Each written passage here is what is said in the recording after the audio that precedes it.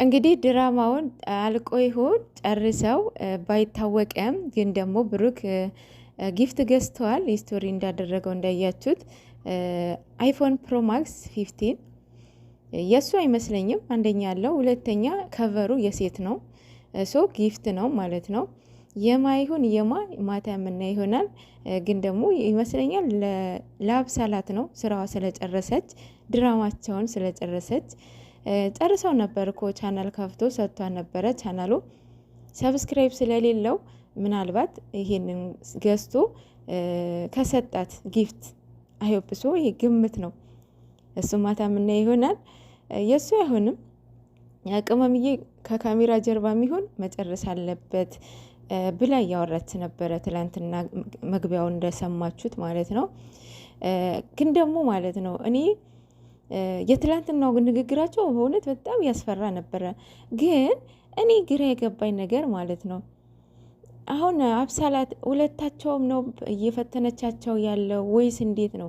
እኔ ግራን የገባኝ ምክንያቱም እንዴት በማግስቱ ወደድኩ ብላ ትመጣለች?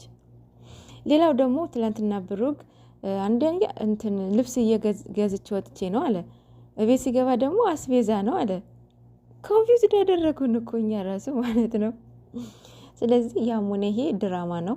ድራማችሁን የእውነት ብትጨርሱት ጥሩ ነው። አንደኛ በዚህ ጾም እናንተም የማይሆን ቃላትን እየተናናቃችሁ አልተከባበራችሁም ማለት ይከብዳል።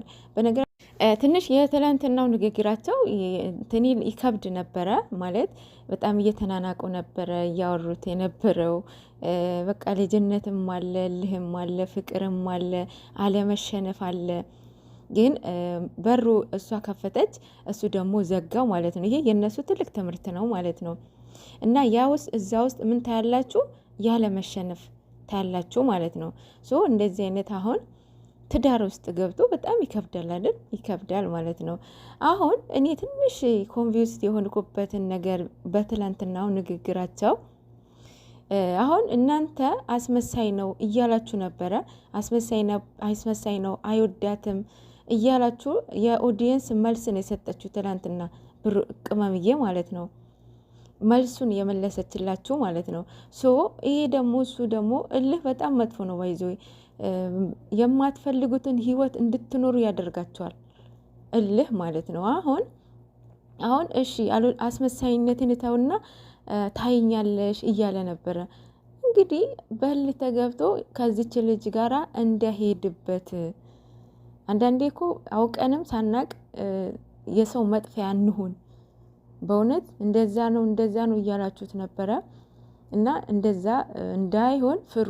ምክንያቱም እናንተ መንስኤው እናንተ ስለሆናችሁ ማለት ነው።